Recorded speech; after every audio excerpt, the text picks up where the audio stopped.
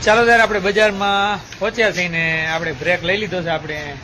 મિત્ર મારા સહપાઠી હરેશભાઈની શોપ ઉપર અને અહીંયા આપણે બહુ વર્ષો જૂનું ટેસ્ટ એમના દાદા બનાવતા હતા અને બધા વિદ્યાર્થીઓ જે છે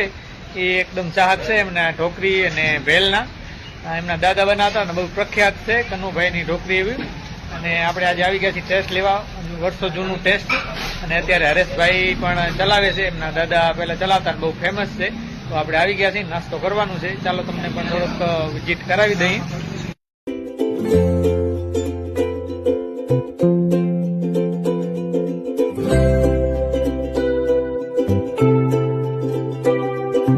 આપણે હરેશભાઈ આપણા મિત્ર સહપાઠી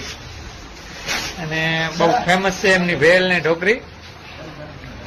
ચાલો આપણે પણ ભેલ ને આજે ટેસ્ટ લઈ લઈ વર્ષો જૂનું